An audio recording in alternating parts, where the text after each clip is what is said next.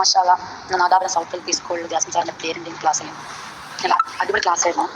സാധാരണ നമുക്ക് അറിയാം മക്കൾ എങ്ങനെയാണെന്നുള്ളത്, വാശി കാണിക്കും, ചെറിയ മക്കളാണ്. കുറേയൊക്കെ നമുക്കറിയുന്ന കാര്യങ്ങളാണ് അവർ വാശി കാണിക്കുന്നുള്ളതും ചില ടിപ്സും ഒക്കെ നമുക്കറിയെങ്കിലും അത് കൂടുതൽ എങ്ങനെയാണ് നമ്മൾ അവരിലേക്ക് ഇറങ്ങിയിട്ട് അവരുടെ കൂടെ നിന്നിട്ട് എങ്ങനെയാണ് അവരുടെ വാശി മാറ്റുന്നതെന്നും എങ്ങനെയാണ് നമ്മൾ നല്ല ഒരു ഭാര്യയാകുന്നതെന്നും ഉമ്മയാകുന്നതെന്നും ഒരു കുടുംബിനിയാകുന്നതെന്നും ഒക്കെയുള്ള അങ്ങനെ എല്ലാം കൂടി മൊത്തത്തിലെല്ലാം കൂടി ഉൾപ്പെടുത്തിയൊരു ക്ലാസ്സായിരുന്നു സാറിൻ്റേത്. പക്ഷേ നല്ല അടിപൊളി ക്ലാസ്, നല്ല അവതരണം, നർമ്മവും തമാശയൊക്കെ ആയിട്ട് അങ്ങനെ അടിപൊളിയായിട്ട് 2 മണിക്കൂർ പോയത് അറിഞ്ഞില്ല.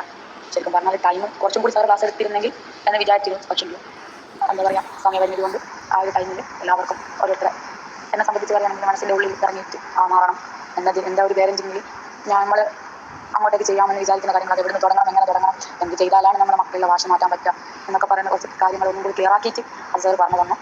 മനസ്സിലായി. നല്ല അടിപൊളി ക്ലാസ്സായിരുന്നു. ഇൻഷാ അല്ലാഹ് ഇനിയും എന്തെങ്കിലും ഒരു ഭാഗം നമുക്ക് ഒരിക്കൽ കൂടി സാറ് ക്ലാസ് പ്രതീക്ഷിക്കും.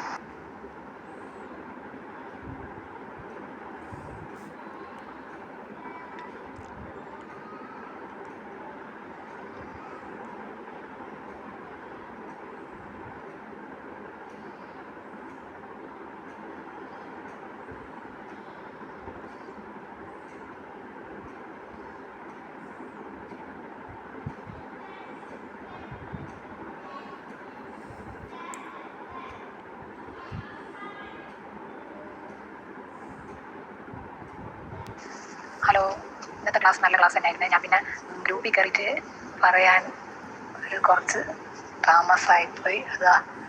പിന്നെ നമ്മുടെ വീട്ടിൽ എല്ലാ ദിവസവും ഓരോ വീട്ടിലും സംഭവിക്കുന്ന കാര്യങ്ങളും അതെങ്ങനെ പരിഹരിക്കാം എന്നുള്ളൊരു നല്ലൊരു ക്ലാസ് തന്നെയായിരുന്നു. ഇന്ന് കേൾക്കാൻ പറ്റാത്തൊരു അത് വല്ലാത്തൊരു നഷ്ടം തന്നെയായി.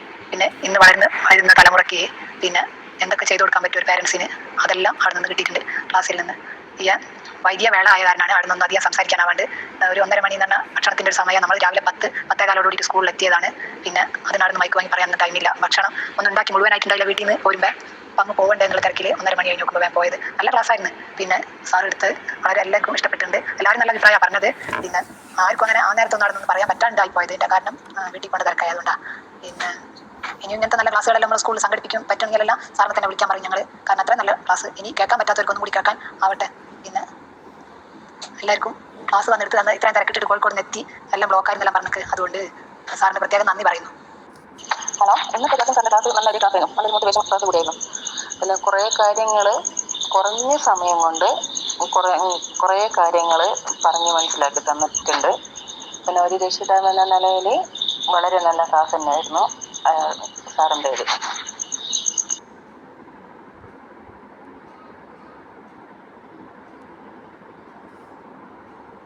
ഇന്ന് സ്കൂളിൽ വെച്ച് നടന്ന പാരൻറ്റിംഗ് ക്ലാസ് വളരെ നന്നായിരുന്നു. ഒരു ചെറിയ സമയം കൊണ്ട് നമുക്ക് വളരെയധികം ചിന്തിക്കാനുള്ള കാര്യമാണ് ജാസിം സാർ ഇന്ന് ഞങ്ങൾക്ക് പറഞ്ഞ് മനസ്സിലാക്കി തന്നത്. കുട്ടികളോട് എങ്ങനെ നിൽക്കണം, അവരെ എങ്ങനെ വളർത്തണം, ഭാര്യ ഭർത്താക്കന്മാർ എങ്ങനെ ജീവിക്കണം, അതെല്ലാം നമുക്കറിയാമെങ്കിലും നമ്മൾ ഗൗരവമായിട്ട് അങ്ങനെ ചിന്തിച്ചിട്ടില്ല. പക്ഷെ ഇന്ന് സാറെ ക്ലാസ് കേട്ടേര് കൂടുതൽ ചിന്തിച്ചു.